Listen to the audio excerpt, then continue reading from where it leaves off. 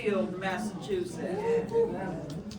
Deeply committed to the community she calls home, her work focuses on advancing birth justice and addressing the systemic barriers that continue to impact maternal health outcomes. She earned her medical degree from Loma Linda University School of Medicine and completed her residency at Drexel College of Medicine, Hahnemann University Hospital in Philadelphia. She also holds an executive MBA for physicians from Brandeis University, equipping her to lead innovative change at the intersection of clinical care and health systems transformation. Dr. Colgram currently serves on the Springfield Public Health Council, thank you so much, and has held leadership roles on both local and state chapters of the National Alliance on Mental Health, advocating for mental health awareness and equitable access to care. She is also actively engaged in community outreach, church leadership, and philanthropy. As the founder of the Unspoken Medicine podcast and Sana Mama Spa, Dr. Colgram is working to challenge silence in healthcare, center women's voices, and to promote holistic, culturally responsive approaches to healing. Through her clinical practice, leadership, and entrepreneurial work, she is committed to transforming healthcare systems and reducing disparities that disproportionately affect underserved communities. Please welcome Dr. Sherron.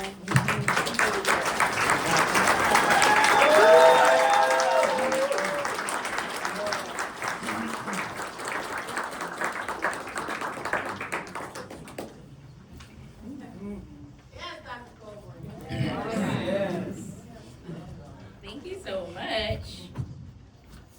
Okay.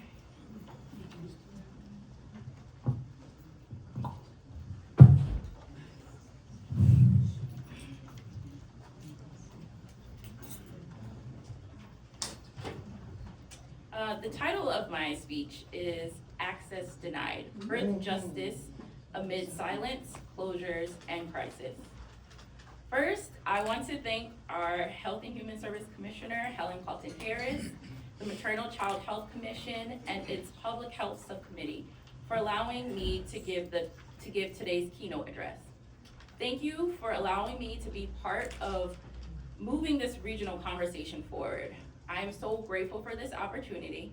I want to be honest with you, this topic, birth justice, has been a heavy one for me. Yes, I have a huge opinion on it, but this speech is bigger than just one individual. So I did something I don't do often enough. I asked for help. I reached into my phone Rolodex, colleagues, nurses, midwives, doulas, patients, community advocates, and I said, come carry this with me. So what you're about to hear is not just my voice, it is a message from the collective. We like to think of access to maternal care as a given, but in Western Massachusetts, right now, access isn't guaranteed. And in many cases, it's denied. Denied by distance, denied by closures, denied by systems that have gone silent when communities needed answers the most. So today, I want to talk about what it means to pursue birth justice amid silence, closures, and crisis. I recently read a personal statement from a fourth-year medical student applying to residency in obstetrics and gynecology. She's given me permission to share it, and it is part of the reason why I'm standing here today. She writes, "It was 2:30 in the morning. Most of the hospital was quiet, but in a small room on labor and delivery, I was welcomed by a couple ready to deliver their baby. The bed was surrounded by loved ones, nurses, doctors, all anticipating the new addition to the family. And in a few moments, it seemed like time and space stood still as I held a tiny, willing being in my arms. Unknown to me at the time, this would be the first of many experiences that sparked my pursuit of a career in OBGYN. She went on to describe her childhood, a single-parent home, a life touched by poverty, She wrote that her mother would pray her children would not become ill because of the cost of healthcare. She wrote, "My prayer would be for a better day when access to adequate healthcare would be equal and available to all. Pursuing medicine is my opportunity to make that a reality." I wrote that personal statement in 2009. We are now in 2026, and access to healthcare is still a problem, not only for those we might consider marginalized, but for everyone attempting to touch the healthcare system right now, including me. This message is going to be raw. It's going to be real, but it is what we need to hear. And as public health officials, clinicians, community members, it is important that we stand in defense of our friends, families, our patients, and our neighbors. That we hold access to maternity and gynecologic care to a higher standard. The sirens are on. Right now, you can't hear them, but they are silently sounding. Before I talk about the system, I want to talk about us, this community. Because birth justice in the abstract means nothing without knowing who we are talking about. Springfield has a population of approximately 155,000 people. 71% of our residents identify as people of color, 47% Hispanic or Latino, 20% Black or African American. That is not a footnote. That is the face of this city. Compare that to the state of Massachusetts overall, where just 1/3 of the population identifies as a people of color. We are not a representative of the state average, and yet we are funded, resourced, and planned for as if we are. More than 25% of Springfield residents live below the federal poverty line, nearly 3 times the state rate of 9.7%. That matters enormously for maternal health because poverty is not just a social fact. It is a biological one. Chronic stress, food insecurity, housing instability, these are not background conditions. These are the environment which our babies are born. Yeah. Now look at what that environment is producing in birth outcomes. These numbers come directly from the Massachusetts Department of Public Health, which was presented at the Birth Justice Community Forum held right here in January 2026. Births with low birth rate in Springfield were 11.3% compared to 7.5% statewide. Births with gestational hypertension were 17.5%, more than double the state rate of 8%. Births with gestational diabetes was 12.6% versus 8.1% statewide. And births with inadequate prenatal care in Springfield was 17.9% compared to 12.9% statewide. Let that sink in. Nearly 1 in 5 births in Springfield is happening without adequate prenatal care. And we just closed one of the units where those babies are born. On infant mortality, Springfield's overall rate is 5 deaths per 1,000 live births versus 4 statewide. But the racial breakdown is where this becomes a crisis. In Hampden County, Black and African American infants are dying at a rate of 9 per 1,000 live births, Hispanic and Latino infants at 7 per 1,000, white infants at 4. These are not random variations. These are the predictable outcomes of a system that has never equally valued the lives it is supposed to protect. And maternal mortality? The Springfield and Hampden County data is too small to report at the local level. A sombering admission at the Department of Public Health, which is now partnering with our Department of Health and Human Service to collect. But here is what we do know. Data that is too small to report is not data that doesn't exist. It is data that represents real women, real deaths, real families who have been waiting for someone to name them. More than half of Springfield's births, 54%, are covered by Mass Health. Compare that to 33% statewide. Yet 40% of WIC eligible families here remain unenrolled, not because they don't qualify, but because the barriers to access are real. Language, transportation, trust, time, and a system that makes people invisible when they most need to be seen. This is who we are. These are our numbers, and this is why birth justice in Springfield is not aspirational, it is emergent. So you may ask, what has been taken from the community those numbers represent? Massachusetts birth rates have been declining for decades, from more than 80,000 births per year in 2001 to 68,000 in 2024. But here is what I need the room to understand. Women don't stop needing gynecologic care just because birth rates go down. That is one piece of the puzzle, and we have removed even that piece. 13 maternity units totaling more than 100 beds have closed in Massachusetts over the past decade. 2 birth centers closed, including one in Holyoke during COVID. The entire state now has 1 freestanding birth center, Seven Sisters Midwifery in Northampton. And here in the greater Springfield area, we have just lost Mercy Family Life Center. I need to name that directly because it is the elephant in the room. The closure of Mercy Family Life Center is deeply devastating to me, personally and professionally.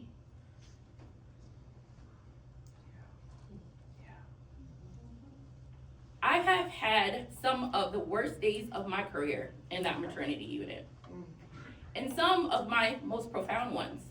I considered the people who worked there my work family, people I sometimes saw more than my own family, and I watched them hold on these past few years, holding on to loose promises that help was on the way, not being given answers to the most important questions, not being told what was happening behind the scenes, until they had to finally stop taking the blue pill and think about their own families, their own careers, their own financial survival, and find other jobs.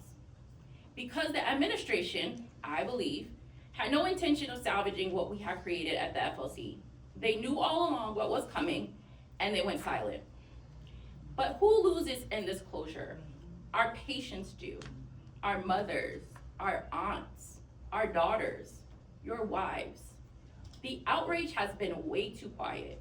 We have all been victims of this silence, and now we look to our public health leaders to see us through. What does the birth volume data tell us? Mercy Family Life Center handled 815 deliveries in 2024 alone, averaging about 50 to 60 per month. Bay State is now absorbing that surge, doing roughly about 402 deliveries in one recent month, up from 342 the same month the year prior. That is a 17% increase to a system that was already, by all accounts, balls to the wall. We have seen this movie before. Holyoke closed, volume shifted, outcomes spiked, longer distance traveled, and now the cycle repeats in real time with real families in our city. I want to tell you about a patient of mine, but actually, I'll let her tell it in her own words, as she has given me permission, and because her words are more powerful than mine. She writes, "When I think about maternal health care and birth justice, I always come back to my own experience the night Carlson was born. I had been at the hospital for several hours, his heart rate kept dropping, and there were a lot of uncertainties. Tests were being run, but no one seemed to have clear answers. And as a mother, you feel that fear building in your body. Then you came on shift. You came into the room, you saw me, and I remember you saying that you were gonna treat me the way you would treat a member of your own family. And you did. Within a few hours, you made the hard decision to move forward with an emergency C-section. It wasn't an easy call, but it was the right one. I truly believe that if you had not come on shift that night, Carlson might not be here today. Your decisiveness and your care saved my son's life. What has always stayed with me is that it didn't stop with delivering Carlson. I remember you following up and coming to check on me, making sure I was okay. It was such a traumatic experience, and there was so much to process. Now here we are, celebrating Carlson's 2nd birthday this past January, and you are still showing up and advocating for moms like me. This is what's needed in maternal health care. Caring providers who truly see us, providers who advocate for Black women in our communities and show up for us when it matters the most. For me, this is what birth justice looks like. Birth justice has a name. His name is Carlson. And his mother deserved to be seen, believed, and cared for, not because she had the right insurance, not because she lived in the right zip code, but because she is a human being. Yes. That moment, and so many like it, is why I'm standing here today. And it is the reason behind the platform I have been building called the Unspoken Medicine. Because what happened in that room is what the brand is about. Naming what has been silenced and reclaiming care as both necessary and sacred. I also need to address something that gets coded too often as patient behavioral problem. Why some women don't come in. We call it non-compliance. We call it health illiteracy. We call it social determinants. But rarely do we sit with the honest truth. Some women just do not trust us, and they have every reason not to. Implicit bias in medicine is real. A 2019 study demonstrated that healthcare practitioners were less likely to perceive pain in the Black faces, echoing the experiences of women whose complaints were taken seriously prior to their deaths, who were not taken seriously prior to their deaths. And one of my colleagues put it powerfully: when I have a patient of color, I want to make sure that I earn their trust, because I know how difficult that is to expect given the history. 22% of women, Black women, avoid doctor visits due to gender-based discrimination. The community at the Birth Justice Forum in January asked, what would it mean to be cared for by the people of your community? That question alone tells you everything about what has been missing. And distrust is not limited to Black and brown women. One colleague told me about a white patient whose condition had become so advanced, vulvar cancer, that she could no longer attend church because of the odor coming from under her clothes.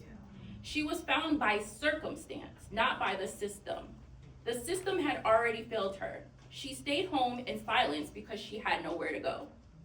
Another colleague shared, it's not just about medical care. Pregnancy and postpartum are such vulnerable times. Families need to feel heard, respected, and supported, not rushed through a system. Now take that vulnerability and add a closed hospital, a canceled appointment, a 6-month wait list, an ER that doesn't know your name. What we have created is a system that asks women to trust it while giving them every reason not to. I contemplated adding this portion to our conversation today, but I thought it was important to hear. Less than 72 hours ago, I was the gynecologist that had no gynecologist. I was on a wait list, just like everyone else in this community. I made an appointment a year ago when I didn't know if my own gynecologist was leaving Trinity. I was told it would be a year wait. I was fine with that. But 2 days before my appointment, I was canceled as my provider was scheduled for the operating room. I was told that I would be rescheduled 6 months out in September.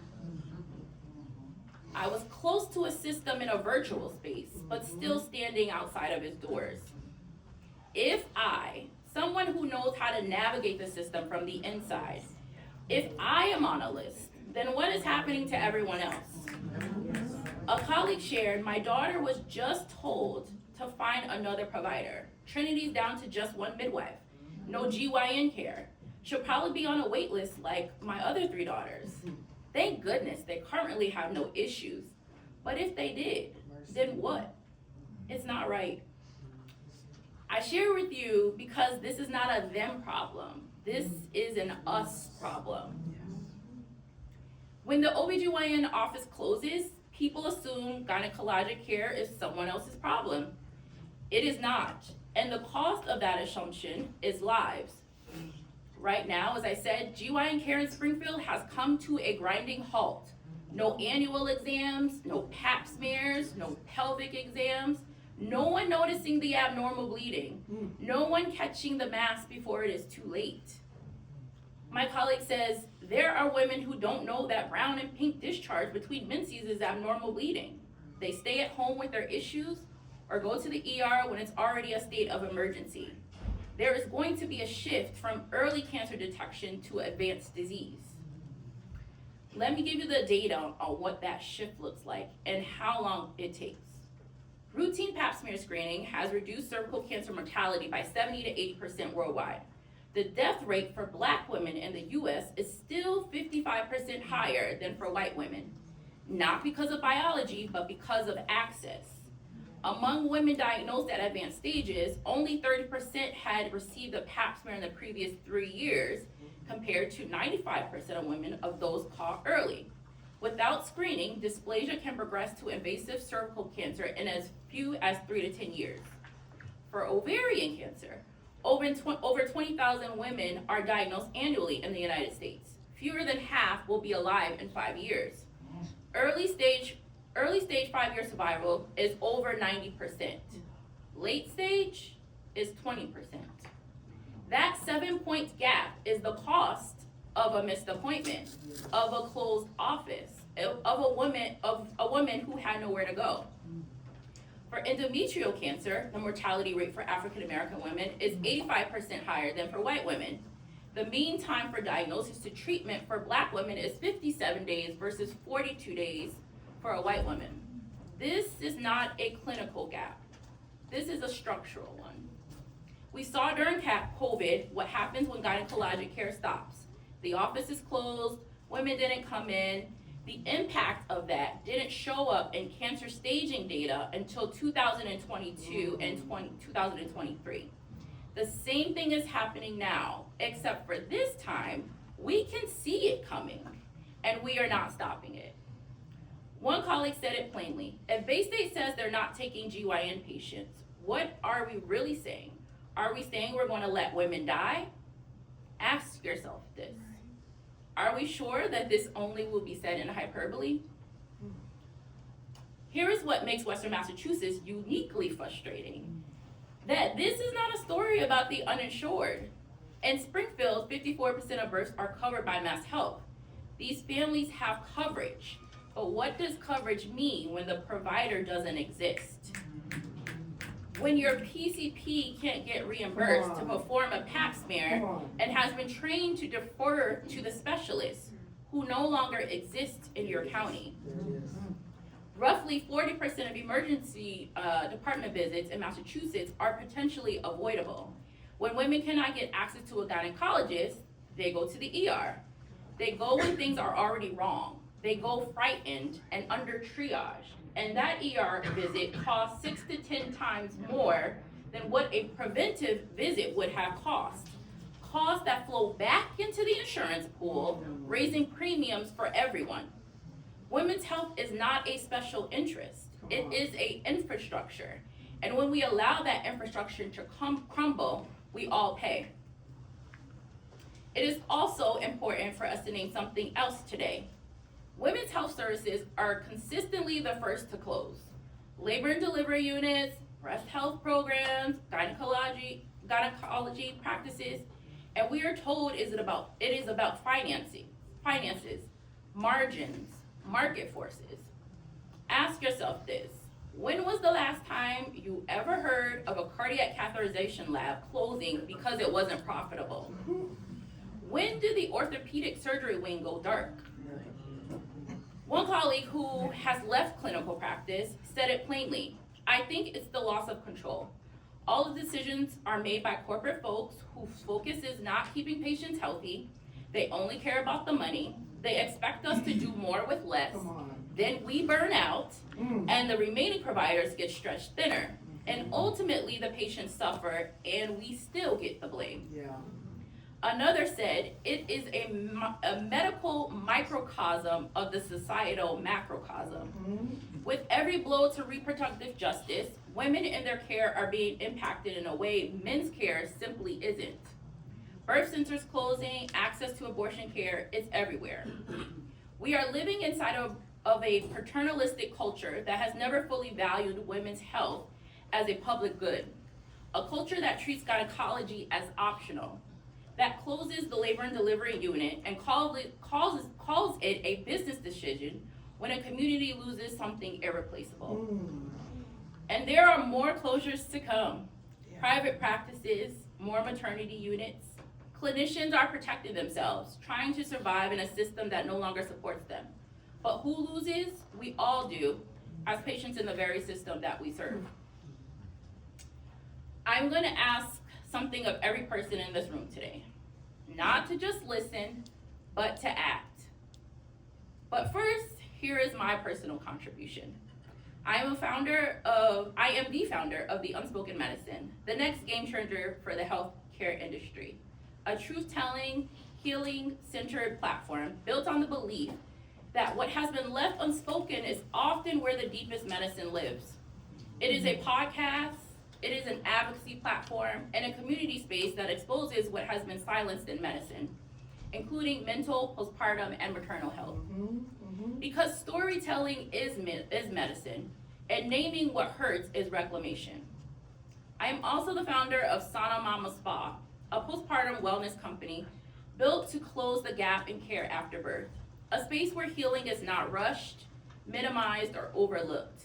Because in quotes, you're discharged, it is not the end of care. It is often the beginning of the hardest part. And right now, women are navigating that part alone. From this company, a brand is due to launch that focuses on restoration and healing, Reasonare. The Unspoken Medicine tells the truth. Reasonare delivers the care that truth demands. Now, as the collective, here are our asks, specific, regional, non-negotiables. First, we want to empower and reimburse primary care providers to perform pap smears. The training exists. What is missing is the reimbursement structure and the referral culture. Insurers must recognize that a pap smear saves money downstream from a stage 3 cancer diagnosis. 2, we need to fund a dedicated gynecology screening clinic in Western Massachusetts.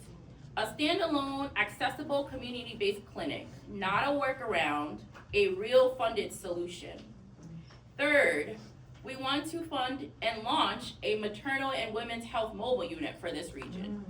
A model is already working at Boston Medical Center, where they have a van with a midwife and a pediatric provider driving to patients weekly. The Mobile Perinatal Health Initiative, under our Health and Racial Equity Coordinator, Chanel Ford, has great potential, but needs major support from all stakeholders and financial assistance. Fourth, every time a practice or a hospital unit closes, there must be a mandatory patient handoff plan. These women are not invisible, but they become invisible when no one is tracking them. We have to hold these health systems accountable at the executive level. We need more clinic access points, neighborhood level care, postpartum behavioral health, doulas, and community health workers. These are not the extras. These are the floor. For our elected officials, we must stop treating hospital closure decisions as private business matters. When a health system closes a community service, it creates a public health crisis. Our representatives must hold health systems accountable and demand transparency on their capacity, staffing, and outcomes.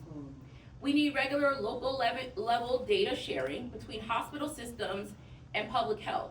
We heard at the Birth Justice Forum that maternal mortality data cannot be reported at the Springfield level. But again, as I say, those numbers are not small to the families that they represent. We need a feedback loop. We need transparency, and we need the data to catch up to the crisis. And in the long term, and this is a big one,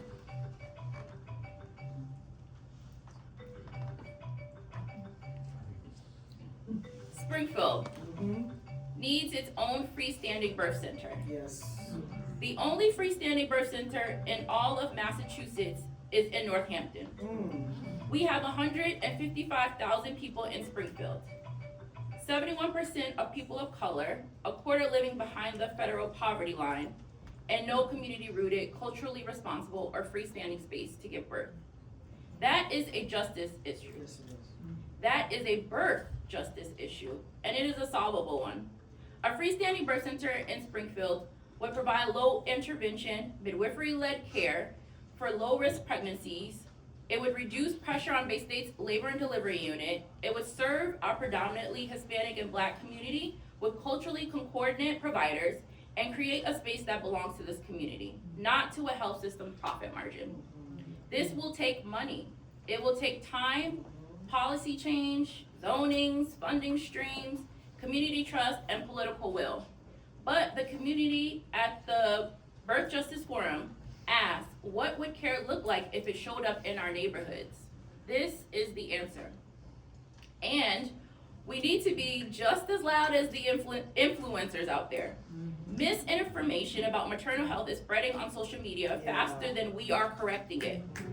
We, as medical professionals, are among the least trusted sources right now, and yet we have the most at stake.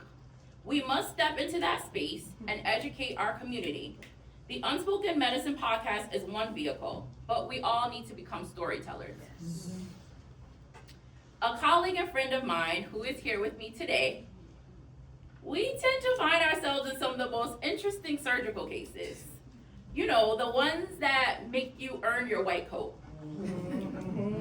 We're either brainstorming how to navigate to the baby or how to anatomically get out of the abdomen, or more often than we like, both. At this point in our careers, we have probably shared our last OR case together, and every single time we have been in that room, I have always said the same thing.